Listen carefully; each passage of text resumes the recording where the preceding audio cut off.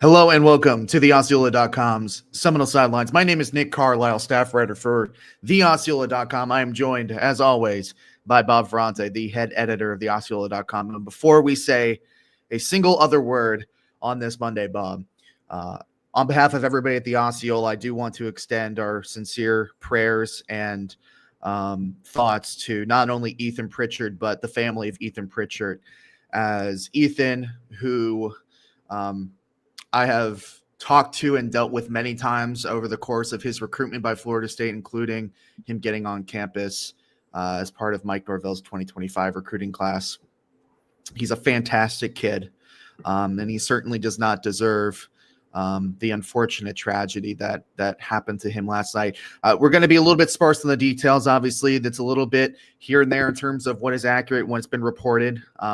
But what we do know is that Ethan was taking his aunt home last night around 10 o'clock late last night, and he was a victim of a random act of violence to where somebody came out of the apartment complex and shot at his vehicle. Ethan was struck by a bullet. It appears to be somewhere in the neck or head region. He was taken to a hospital almost immediately. Appears like he was still breathing at that time. And obviously the Florida State and the Pritchard family released a joint statement this morning around 9:30 or so, Bob, that Pritchard was in critical yet stable condition. And I do believe that is still the case, as Ethan is fighting really hard, as I know that he always does. And, obviously we're hoping that he makes a full recovery, but obviously it's extremely scary. I mean, taking a bullet to potentially some of your neurological regions of your brain as well. And obviously that's more on the speculation side of things. We don't know exactly where he was hit. Just the rumors are that it was in his upper body to the back of his head. Very scary injury. And certainly it's an unspeakable tragedy for both him and his family. And I hope that he makes a full recovery. Of course, we all hope that he makes a full recovery because he is a special athlete and a special person.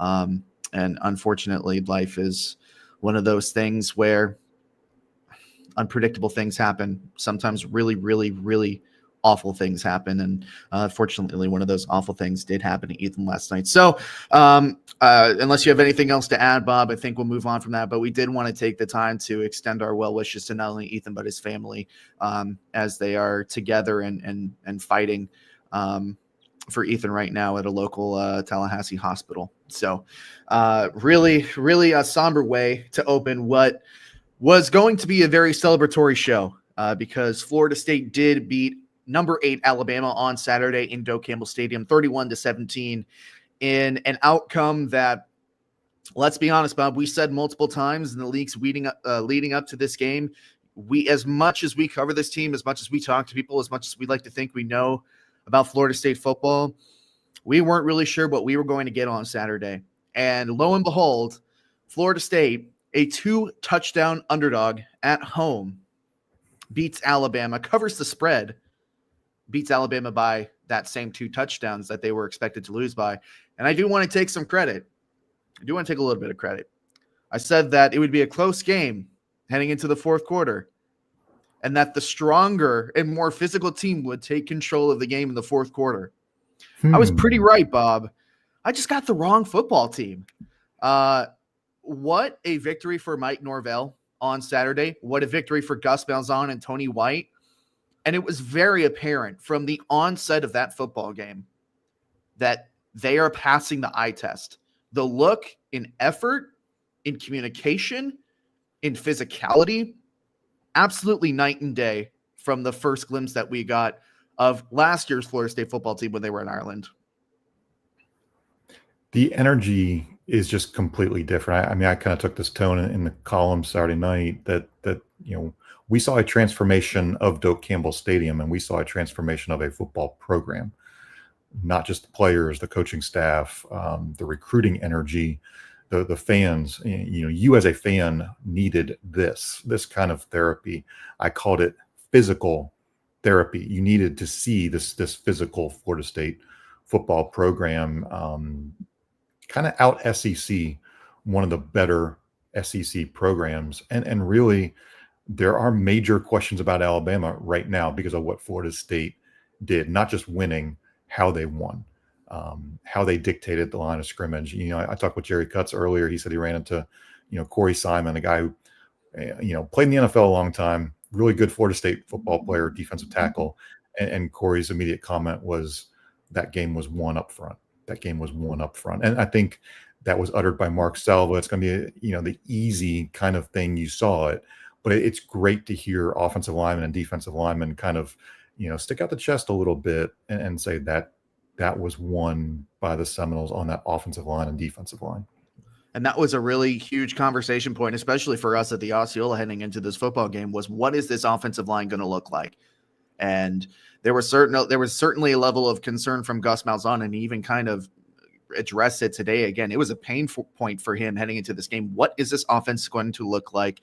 Or this offensive line rather going to look like, considering that they were banged up in spring. They were just getting guys back in the first 2 weeks of the fall, and they were really only starting to get reps together towards the last, I would say 15 days or so, 15, 20 days or so of that fall camp. But they go in there, they were able to get push off the offense. Like, when's the last time that we've seen an offensive line at Florida State get that kind of level of push to open up those running lanes?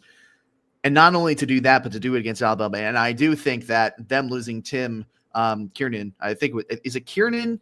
I think it's Kiernan, the defensive lineman. The name is the exact name is escaping me right now. The big guy, the big first round draft pick that weighs well over 300 pounds. That was their interior guy. Him being out of the game certainly proved to be a difference. But even if he was on that field, just across the board, Florida State looked like the more physical team in the trenches. The Desir twins, Mandrell and Darrell, I remember being told, I can't remember if this was Fish that related to us or not, but when Miami Norland was doing their playoff run last year and the Desir twins were playing, they said that the Desir twins were wreaking so much havoc during that playoff run. They were dominating offenses, and the opposing coaches had no idea how to stop them. They go in there and they play so well that Tony White says that both of them could end up freshman All-Americans at the end of the season. Two guys, 2 3-stars out of Miami that, take you back a couple of months ago, or maybe even, I would say 10 months ago, when they decommit from UCF and commit to Florida State.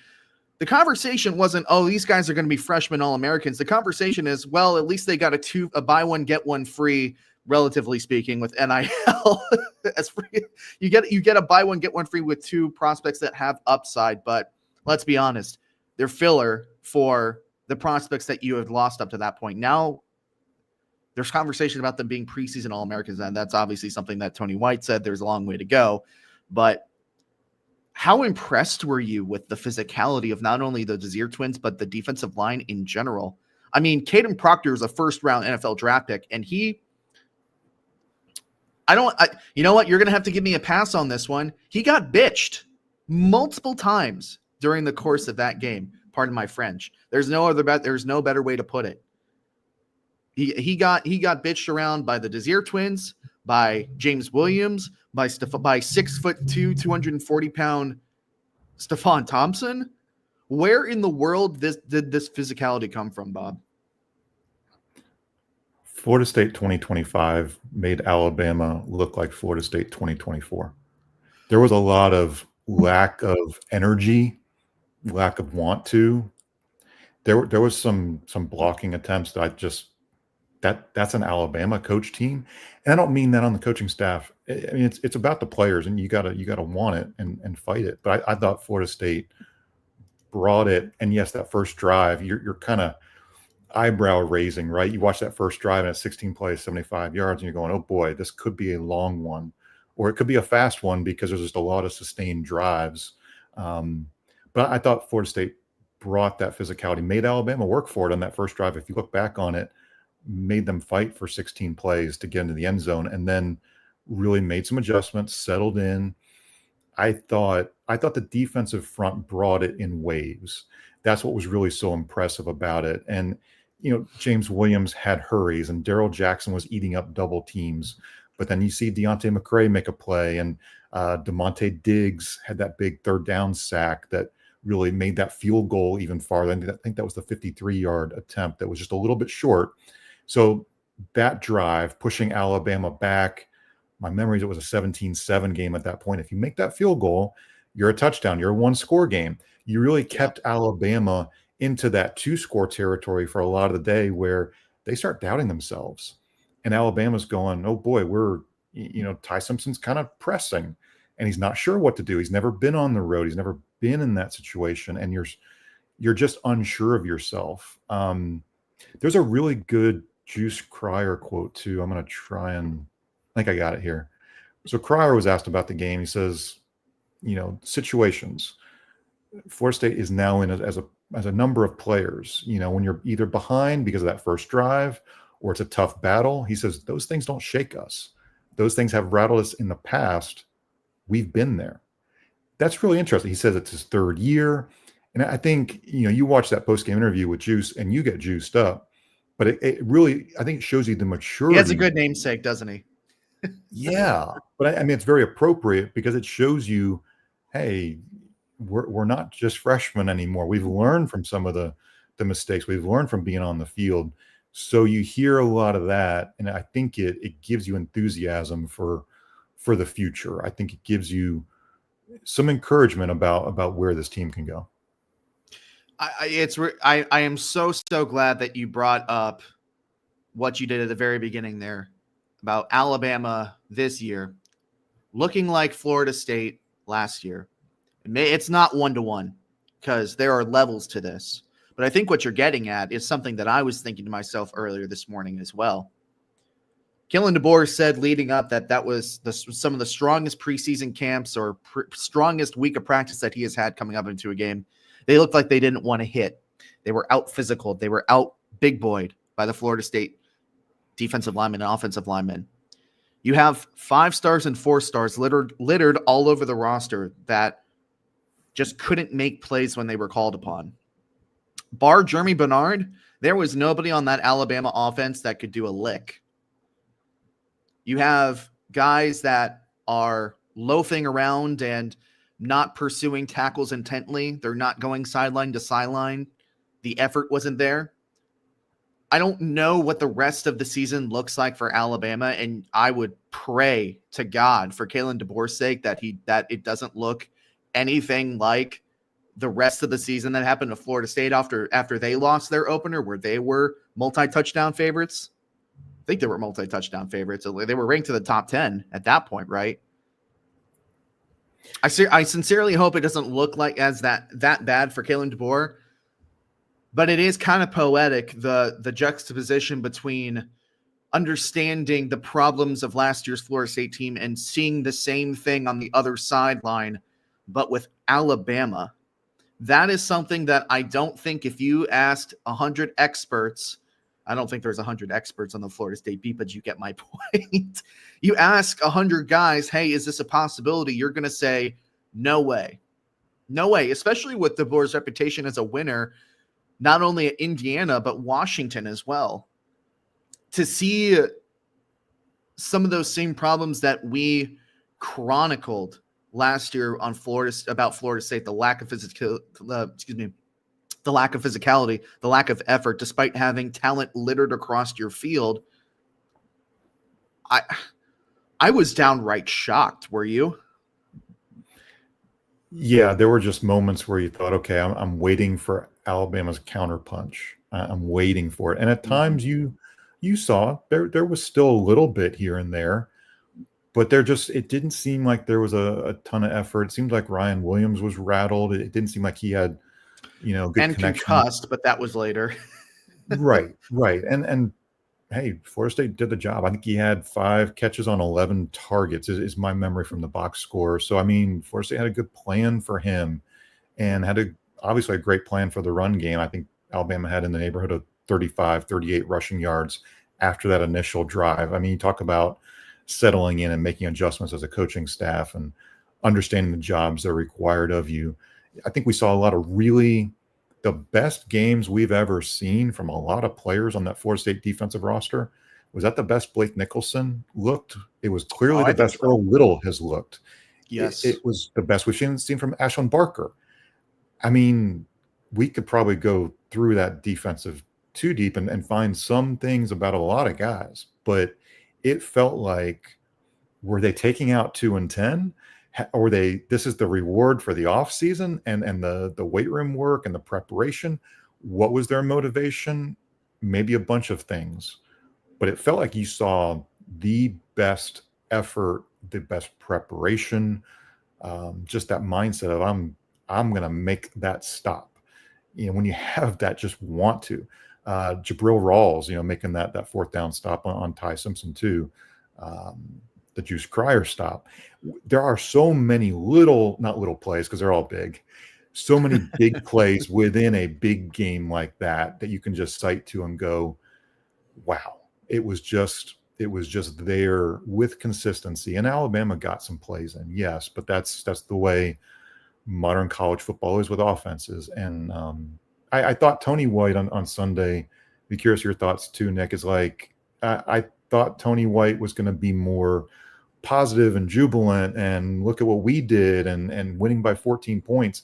And instead he kind of walks in and I can tell it's, we wanted more. We wanted a lot more. And he was even critical of himself. He wanted better communication and, took it upon himself for things that he could have done better as far as communication and all that. And you start hearing that and it's, August 31st and now it's September 1st. And you're going, okay, these guys are really demanding of themselves and the guys next to them. And what does that mean for the full package as you get into September and then down the road? I think, just to go back to your comment in terms of the passion that this team played with, I think it's a lot of things. I think you're getting up for an opponent that is supposed to be better than you.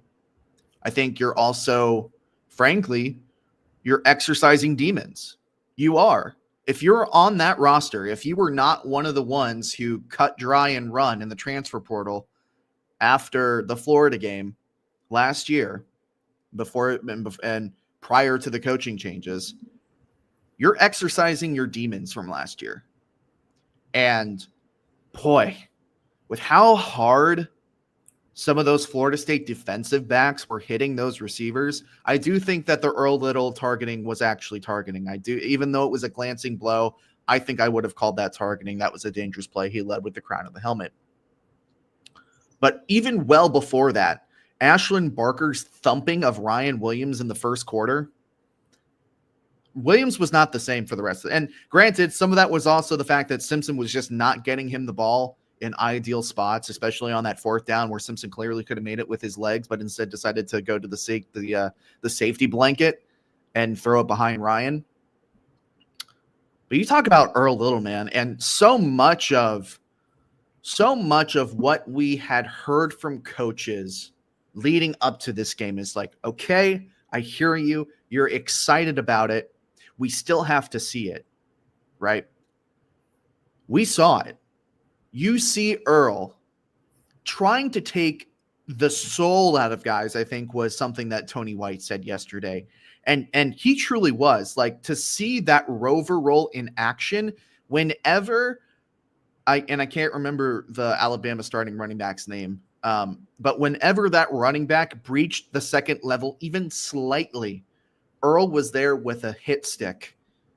And it was violent. It was physical. And you know what? It harkens back to the conversation that I first had with Tony White all the way back in March. where before the cameras were even on, we had about a 15-minute conversation off the record about physicality and what that looked like. And while he was very, very careful to not step on toes in terms of what the physicality was like in the previous year and what was done in practice to try and get more physical, we talked for 15 minutes about, oh, we're going to go to the ground in practice. We're going to be physical. Physicality is something that is, for lack of a better term, beaten into a team. Florida State never went to the ground in practices for the past 2 years, or very rarely, only in scrimmages. This team's been going to the ground since March. This is a tough football team. This is a violent football team. This is a team with a chip on its shoulder. And you want to believe all of these things about the football. You want to believe that Florida State was going to play this way against Alabama, but you just felt like they were going to get out-talented and out-physical because they just had bigger guys, and the effort won through. And I think that is what's most shocking and impressive. The effort on the offensive and defensive line, like we've already talked about so far this show, that is what was most impressive. And then we could probably switch to the offensive side of the ball. How freaking good was Tommy Castellanos, man? That was about as perfect of a game as you could have played for what he was asked to do, for the amount of production that he was able to do when his number was called. The only really bad play that I can remember was something along the lines in the third quarter. It was a 3rd and 9, and Alabama was presenting a double mug look with 2 linebackers over the A gap. And they just checked into the wrong play, and they won the numbers battle and got Tommy in the backfield. That was the only play that I can remember where I was like, ugh, that wasn't good. Tommy played his freaking butt off, and I'm curious if you feel the same way. Maybe it's not even his speed that's his most valuable quality. It's the swagger and confidence that he plays with. And Norvell talked about that religiously on the lead up to camp, how he carries himself and what he instills in his teammates. That is a swagger and confidence I have not seen in a Florida State football team since probably 2023 against LSU in that opener. And I think it starts, his confidence to some extent is in himself, but it's in the teammates. So he's seeing it from the offensive line. I think, again, shout out to a guy like Randy Pittman, because Randy Pittman was a guy who cleared a lot of those kind of outside runs or short passes or whatnot. But Castellanos, I think we talked about this through the offseason. It was not just the fit. It was, what is Gus Malzahn going to do to accentuate all of the positives and, again, mask the deficiencies? Tommy can throw it downfield, but not with great accuracy, not with any real consistency. That pass to Squirrel White was great. It was probably one of the best balls we've seen from Tommy, and we haven't watched a ton of his games, but we've seen obviously the 23 Tommy, the 24 Tommy, and now on Saturday against Alabama. I think the blueprint is to win games like this, to use the misdirection, to use the jet sweeps. It almost feels a little bit like a basketball play in the backfield when you've got Castellanos and Jalen Lucas, and it's almost like, okay, it is that RPO. It's that reading the defense. But there's a lot of that speed and misdirection, and, it looks fun. I'm sure it's fun for them to play in. And I want Castellanos to dive a little bit more, either head first or feet first. I don't want to see him get those hits, but I think the way he manages when he runs is very, very important, because we see how big he is for this offense, and it is able to go in large part because of just his decision making, in addition to the Houdini qualities. But 15 or so passes a game, I think that's about what you want to see from Castellanos. I don't think you want to go too much, beyond 20. So what does that mean? You have to run well. You have to keep Tommy healthy. You have to be ahead on the scoreboard. You can't be behind on the chains. I think it's all about the situations, and really the way Gus called the game, just all the different pieces between Tommy and the running backs and the receivers and the tight ends and all. It felt like he was saying, okay, we're going to do this, and we're going to throw so much eye candy at Alabama. They're not going to know what to look at. They're going to be looking at way too much, and they'll be slower, maybe too, defensively because of it. But if you can keep this blueprint going, it is sustainable. I think there is now film for defensive coordinators to go, okay, how do we take what we have skill wise? But what Castellanos can do is, again, the Houdini qualities, the decision making, the speed around him, more Jalen Lucas, more Mekhi Danzy. Give me that. Give me the downfield blocking. The downfield blocking that we didn't see last year, that we saw in 22 and that we saw in 23. Remember Johnny Wilson? He was blocking downfield. Remember some of those bigger guys when they wanted it, when they were blocking? And Keon. They want it. They're blocking. Deuce, I think Deuce's biggest contributions were not really the 2 catches. It was some of his downfield blocking. Really, that's when you got a guy who wants it that badly. I think Norvell or Gus were asked about it.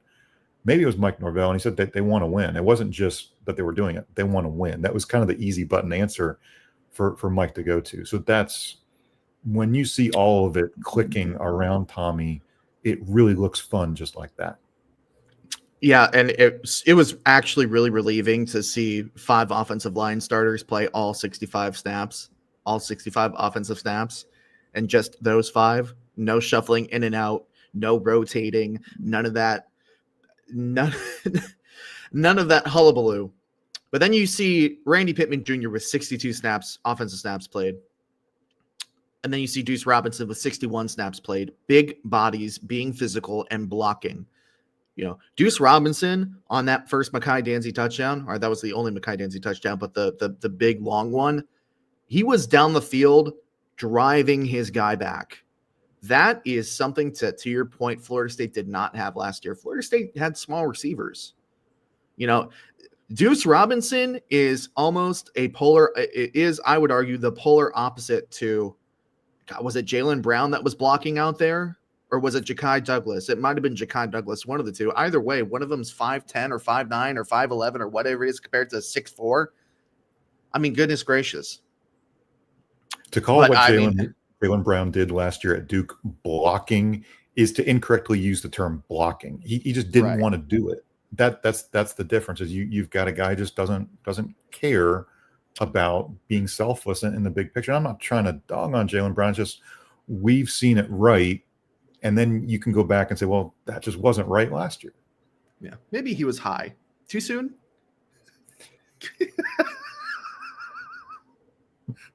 Has he found a home? He's at Arkansas. He's at Arkansas. Yeah. Okay. Woo Pig Suey. I apologize. Not really. Anyways, no, it was absolutely incredible to see. And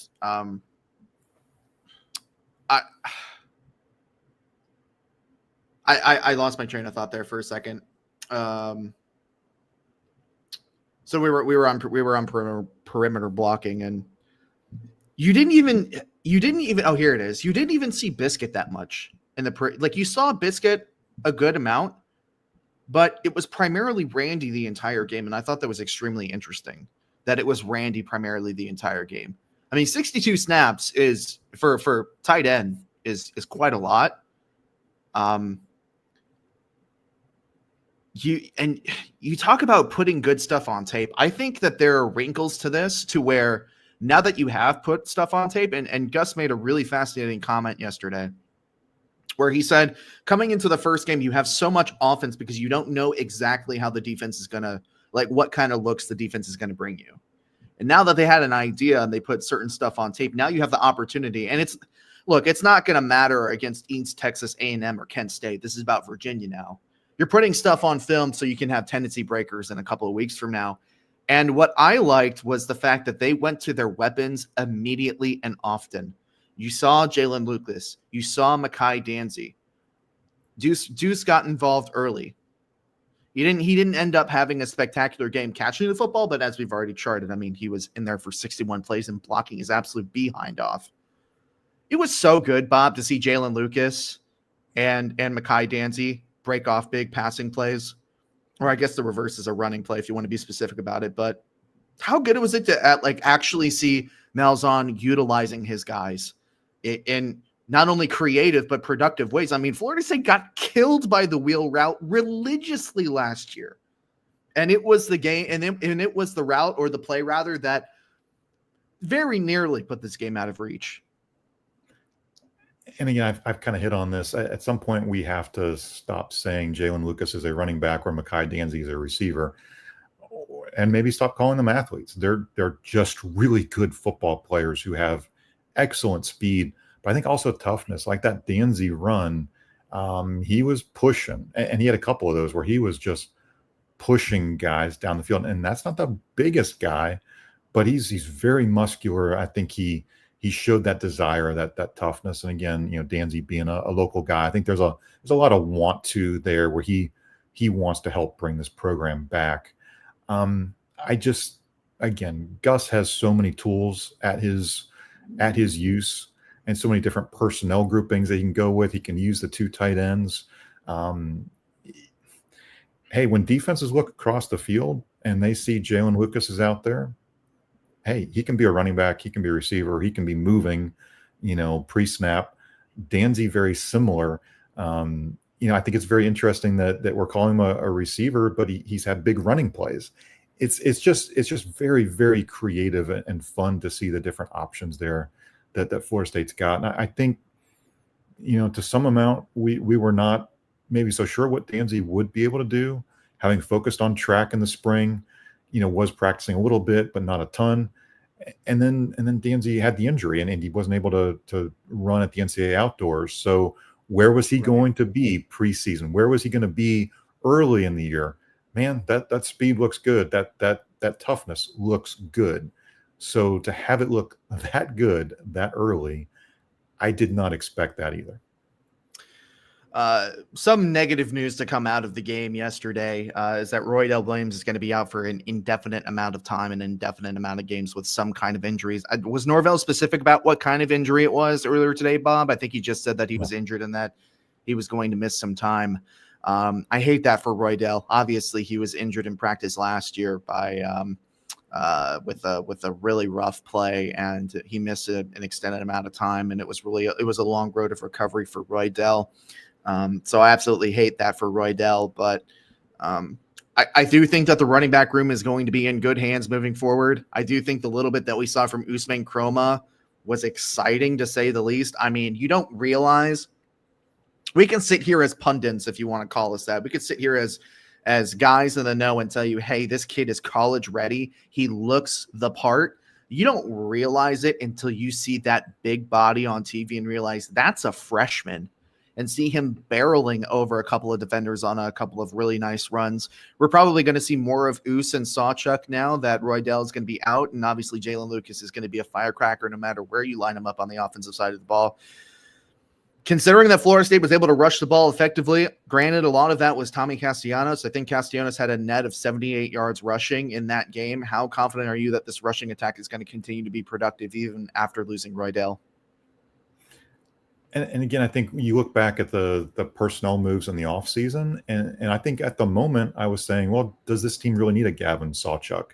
And the more I kind of kicked it around, well, why are you bringing him in? I think, again, Roydell Williams had the injury history. Jalen Lucas had the injury last year. You're getting in Usman Kroma, but he wasn't an early enrollee. You didn't get a look at him in the spring. So you start to think from a roster management standpoint, and you go, Gavin Sawchuk is available. Really good history of pass protection. Had the hamstring injury last year, but very productive in 2023. I think we're going to still see 3-4 backs a lot. Mike Norvell, earlier today I think he was asked about certain running backs, and he kind of didn't mention Keziah Holmes as much. And Keziah was asked, is that one of the guys who can play a little bit more? Didn't exactly mention him or Sam Singleton, I think, because you've got so much depth in that running back room. So it's going to be a little bit of Us. It's going to be Kroma, Gavin Sawchuk. Cam Davis, he did comment today, is better as far as his progression.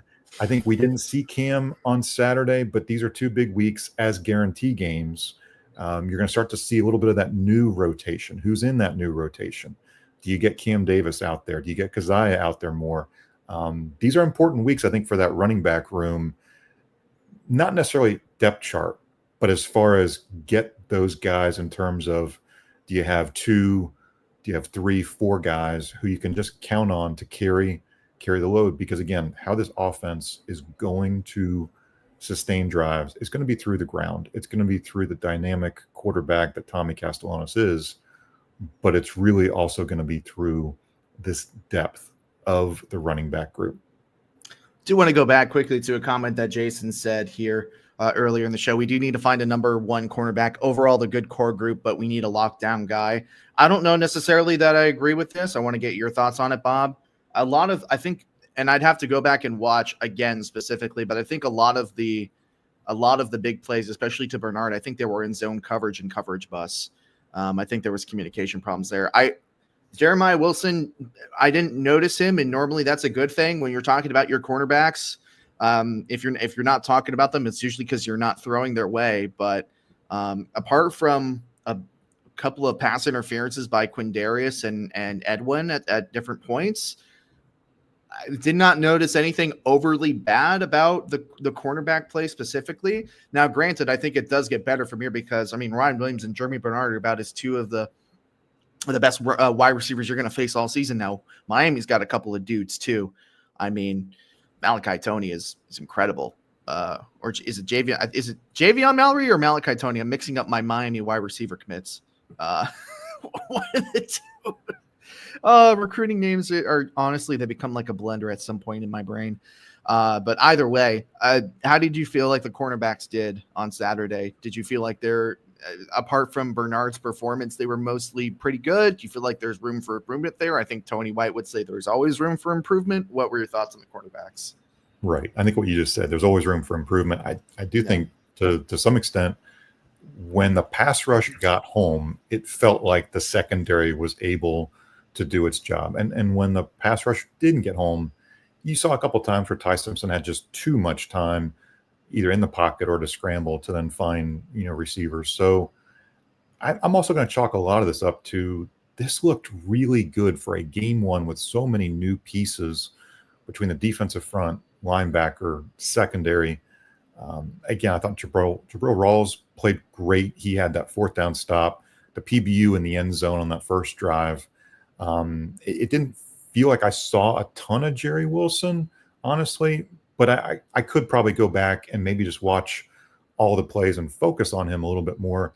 I think some of this we have to chalk up to, this is the first game with so many pieces on the board being new. We talked about this on Friday, right? It's just, you're throwing so much out there without a preseason game. And then you're just hoping that it plays out great against number 8 Alabama. And in the end, it did. Yeah.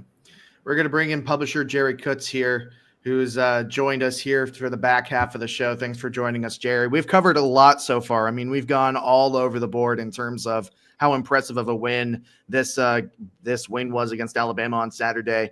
I haven't talked to you since Saturday, so I do want to get your thoughts, maybe just a quick bullet point list of some of your remaining takeaways, some things that have stuck with you in the last 48 hours since that upset. Well, first thing I think is it was an elixir. I think it was an elixir for the fan base that was in the stands.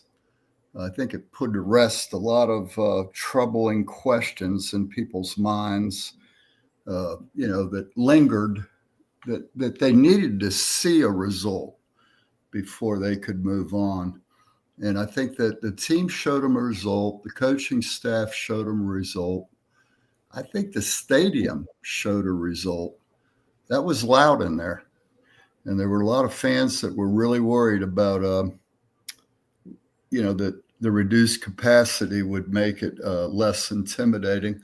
But you saw the quotes from the Alabama players. I think many of you have seen them, where they compared it to Death Valley. It was that loud. So congratulations to the FSU fans. I know that normally in the morning, Nick, when my wife wakes up, it takes her about 2 cups of coffee before she speaks. And I'm sitting out there, doing my work on Sunday morning. And I hear this shriek in the bedroom, and this woman comes dancing out of the bedroom singing, "We beat Alabama, we beat Alabama." And I think a lot of fans felt that way. It was a great relief. Let me just say this. I think going into this game, I had written that I thought that the Saban days, we had seen 42 Alabama players transfer out after Nick retired. And then the next year, another 25 left. And the board's been bringing in some dudes, but, in that game, we had one 5-star player. They had 23. It was pretty equal on 4 stars. But, they still have more dudes than we do, if you believe in the recruiting rankings.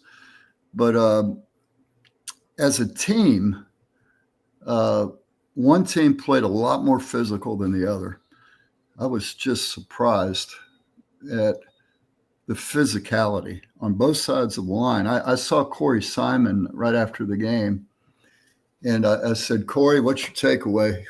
I was in a hurry to go do the podcast with Mark, and Corey said, "Man, we dominated them at the line of scrimmage." And I don't think any of us would have thought that going into that game. No, Bob and I were talking earlier, just kind of the poetic juxtaposition between last year's Seminoles and this year's Crimson Tide in terms of the initial impressions that you got from watching that first game. It's a lot of talent on that roster. They apparently had a very, very strong lead up to the game in camp. The words fast and strong were used, as Norvell used those words to describe his team for months leading up to that game in Ireland. Yet when you saw them on the field, it was looking like Tarzan and playing like Jane, and they got out physicaled by maybe a team that you would consider to be less talented. I mean, 23 5-stars compared to 1 5-star, that's a huge discrepancy. Yep. And it is a good point to note that there have been a lot of transfers out. Hell, Roydell Williams and Earl Little Jr. were 2 of them in the grand scheme of things that left Alabama after Nick Saban retired. So I think what's happened there, and I don't want to take anything away of Florida State's victory. Absolutely not. I mean, absolutely not. But there's been a culture change at Alabama, and that's always difficult. So, but anyway, here's the thing: it doesn't matter. It doesn't matter really, because it's a confidence builder for the players. I think it helped build trust in their coaches, and what these 6 new coaches have been trying to instill in them paid off. They saw results, and you saw the offense and the defense playing complementary football, celebrating each other's success. I mean, the place caught fire the other night. Yeah. And that's what we waited to see last year, and it never happened. So I don't care who you're playing. That's important when you do that. And so I'm really pleased. It seems like a symptom to me of players that are acting like they belong. And this is from the perspective of the Crimson Tide now and the 2024 Seminoles. It is players that have the symptom of acting like they belong there and like they've earned something when they actually haven't earned anything whatsoever. It was the 2023 team with 11 draft picks that delivered Florida State an ACC championship that year. The players that followed suit, well, sure, they might have been on the team, but how much did they actually contribute to that? Enough to be able to puff their chest out and say, "Ooh, we're Florida State. We belong here, yada, yada. We're going to get our get back for the snub." But when it came down to it, they didn't do any of that. The players ahead of them did all of that. Right. But there's still that entitlement there. And I wonder if that is a curse, a hangover and a curse that is now potentially, and I'm just spitballing here, is infecting that Alabama locker room to where you had all those players that were here under Saban who got recruited by Saban, who wanted to be part of the standard of Alabama. And now you have guys coming in either through the transfer portal or through the high school ranks that want to puff their chest out and say, we're Alabama. We're this dynasty of a program that has been a dynasty, a college football dynasty since what, 2009, 2010? But they actually haven't done any of the work. So I wonder if that is part of a rot of virus that DeBoer is now seeing early signs of in his locker room. That's just hey, listen, I think he saw it last year. You know, after they beat Georgia, what are they now? 5-5? That's a good Since question. Georgia, they are 5-5. Since beating Georgia September of 2024, they are 5-5 with a lot of road losses, including the bowl loss to Michigan, including losses to unranked teams. So let me say the most important thing that I've got to say. I don't give a damn about Alabama. Let's talk about Florida State. And where do we I don't give a piss about nothing but the tribe. Is that right? That's it. So where do we go from here, boys? You got a nice win under your belt. You got 2 weeks against teams that will be heavily favored over. A road trip to Virginia. What do you do with this team right now? You dominate the FCS opponents in the first half, get your starters out of there so they ain't playing a single freaking down in the second half. That's what you do. And you give those guys a chance that didn't crack the 2 deep to get experience. Hey, Cam Davis didn't crack the 2 deep at running back. Get him in there and run 3 pass plays until you go 4 and out with Kevin Sperry at quarterback or Brock Glenn at quarterback. 4 passing plays. Slide the protection all the way to the right and have Cam thump the blitzing linebacker. Do whatever you need to do. But and I don't think there's a world in which this happens, and I pray to God that it doesn't. But there should not be a repeat of the game that shall never be mentioned again in Florida State lore, where you are struggling and you have your starters in longer than you would need to, and somebody gets hurt. Yeah. Avoid injuries, get up early, do what you got to do, stay focused, get your backups in. That's where you go from here. Yeah. Yeah. You know, Mark Salve, I asked him that question. What do you do with this right now on the podcast? And he said, this is a great opportunity to coach them really hard. The one thing you can do right now, because they'll listen, they believe right now. And, protect your bodies, let them rest, get good rest, and, don't go beating them up. But you can take that film, show them the great things that they did, reinforce it, show them the things they didn't do so great, and reinforce that, and then use that, as you go into the next 2 games. It really gives you an extended preseason, in my mind, that you can develop a lot right now. And to your point, Nick, for the game itself, they probably, a guy like Cam finds himself not in the 2 deep. How does he respond to that? Cam seems like a good human being to me. Does he respond in a way that you can give those guys that chance to compete? With football players, you get 4 games you can play them and still redshirt them. And so I think a lot of those young guys, some of the offensive linemen probably that haven't played yet. This is a test for maybe a Lucas to see how he performs. You mean Lucas Simmons? Lucas Simmons, yeah. Okay. It's hey, Jalen Lucas has already done enough. Right? Yeah. Daniels. There's Otto. Rizzi. Yeah, Otto. There's some guys that now look, I'll tell you one thing I was really pleased to see and surprised was how much they rotated on that defensive front. You saw both the DeSerp twins played. you saw a number of young players getting in there and playing a fair amount of snaps. And that was very encouraging. Yeah. I did see some comments that were kind of poking fun at us in terms of saying, oh, because I think we did have concerns, and when I say poking fun at us, I mean the beat in general, the beat at large. Now we all had the sense that maybe depth would be a problem for this team because we didn't quite know what we had. We could only hear things and hear what the players are saying and hear what the coaches are saying and hearing things behind the scenes, but you don't know until you actually see it. I don't think that the concerns about depth will magically go away now that you've beaten Alabama.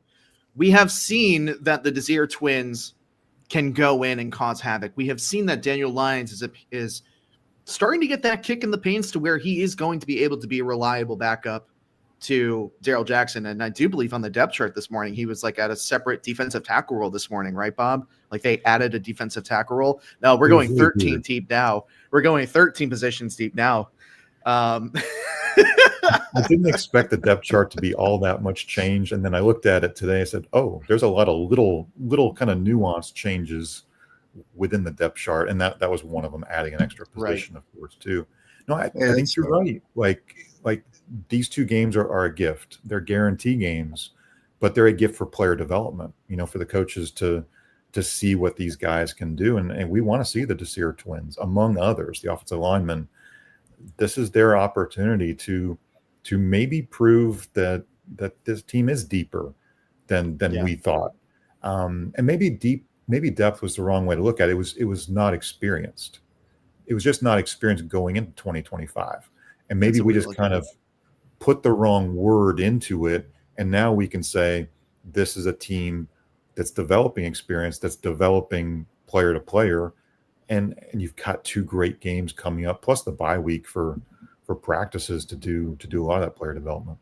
I just don't think you just can't say, oh, well, now the Desir twins are performing and we know how they look and we know that they're talented. Oh, there's no more depth problems. I mean, you lose somebody on that offensive line, things could get scary. You lose a Darrell Jackson and a Daniel Lyons, things get scary. You're gonna start throwing in like a KJ Sampson or a Kevin Wynn when he gets back from injury in there. I don't think the concerns about depth and experience are just gonna go away because you just beat the big bad Crimson Tide. I think that's an overreaction. And honestly, I think that's an issue at every university that's playing football. It is. But I don't like the narrative that it's. I don't like the idea of, oh, look, these young guys are performing. Now there's no more depth concerns because we have depth. It just doesn't work like that. I think that's a bad way to look at it. Question from Wood here. Oh, I saw the question and I mentioned his name and I didn't look at the question that closely. Any thoughts on when Kevin Wynn will be back? I do think that he is expected to be back around the Virginia game. I think that's the timeline. So week 4, week 5, probably before Miami, ideally at the Virginia game. I think that's roughly when Kevin is expected back. Robert asked an interesting question there about the 4-man front. Is it getting enough pressure? Mark Salva made that comment on our first impressions last night. That was one of Mark's first impressions, was that he thought Florida State got excellent pressure out of a 4-man front. Now, they didn't get home all the time, but they disrupted the quarterback. And I talked to Jim Gladden, our former defensive end coach, today on the phone. And he came out of the stadium thinking that we hadn't gotten good pressure on the quarterback. But when he went back and watched the film, he felt much more comfortable. We had a lot of missed sacks, and those may come. That's coaching. That's what you do right now. I think that Florida State, and Jim agreed with me, that they had edge problems last night on 4 or 5 occasions where we didn't contain the edge. And a couple of times I noticed that it was, I think it was a missed assignment by somebody, because they had a twist with Williams twisting inside, and I think somebody failed to replace to get the outside contained. Which Tony likes his stunts and twists. I did notice that. He likes to move guys around. So anytime you let that quarterback, this is Jim Gladden speaking here, but anytime you get that quarterback outside your contain, bad things are going to happen. And they were able to extend some plays last night because of that. So I'm sure they'll be studying that on the film this week. Jerry, one final question to you before we end out the show here. And because you are the stadium guy, you are the guy that has been the front man on all of our information in terms over the last 2 years, in terms of the development of this new stadium or the renovation of the stadium, the development of the football only facility. There were a lot of successes for Florida State on the football field last night. I agree with you when you say that building was loud. You could hear it on the broadcast. Yeah. Can we go ahead and loop in the stadium renovation as another success that Florida State had on the field last night? Do you think that the renovations were a success? I do. And I think it's a lot like the game. I talked to my counterpart at the Boosters today, who took over some of my responsibilities. And they've got their post game critique.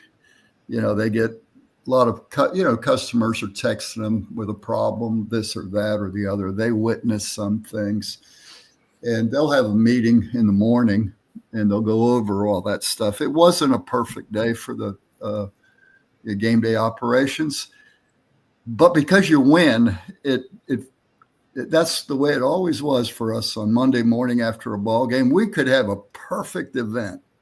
And I remember one game in particular against Miami. We had game day here. We had the biggest block party ever. The weekend was called the best weekend in college sports by national publications. And Jarmon Fortson dropped a touchdown pass in the end zone in the final seconds of the game, and we lost. And it was like we hadn't done anything right. I mean, we had, every problem about parking, every problem about, everything. But, we win that game, but this game. But as that administrative staff, they've got to go into that meeting on Tuesday now, and go over every problem that they know about and break it down and how to fix it. Excuse me. And but no, it was really good. I noticed because that's what I did for years. They had a few problems with gate access. Some people that, the new scanning system and all that, you knew there would be some issues, but so some of the lines were longer than they should have been. In the Champions Club, I had one guy, I guess he thinks I still work for the Boosters, but he came over to me unhappy about he couldn't go down to the 4th floor to see his daughter. And thank goodness somebody from the Boosters was walking by, so I did the handoff. And but little things like that, the rain, this was one of the issues they brought up to me right before half. Thank goodness it rained as Alabama was trying to drive to tighten the score at halftime. But it drove everybody underneath the stadium. And concourses, even though the West Side concourses are much larger than they were, they're not equipped for everybody to be under there at the same time. So it was congested for about 20 minutes. And then, but the rest of the day it operated well, Nick. There was some inconsistency in concession stands, but better, I think. And I'd love to hear from you all that are listening. If you had a good experience or a bad experience, mention it here. Email me at jkutz@theosceola.com. I plan to do a postmortem on it and try to survey some of our subscribers to learn about their experiences, talk to the booster staff to see what went good, what went bad. But that's a long answer to a short question. As is your calling card, Jerry. Jerry's comments and other comments on the stadium, that'll be up on the Osceola.com eventually. A lot of great stories on the Osceola.com right now. It's a great time to join the Osceola as always. 30% off your subscription, your annual subscription. I think final days for that right now. And you also get a $25 voucher to Alumni Hall. So thank you to Alumni Hall for your continued support of the Osceola and this show. So great time to take advantage. Hey, this Florida State football team, that the expectations are now going to be much, much higher, but at the very minimum, it's going to be an exciting season of Florida State football as we pass the hour mark on this Monday edition of Seminole Sidelines. We're going to close it down here. Jerry, thank you for joining me. Bob, thank you for joining me. My name is Nick Carlisle, staff writer for the Osceola.com. We'll be back on Wednesday with the Front Row Nose crew and Bob, as it will be every Wednesday from now moving forward. So we hope you continue to enjoy that program as well. Guys, thanks for joining. I will see you all very, very soon. And for those of you that are watching at home, have a great rest of your Labor Day.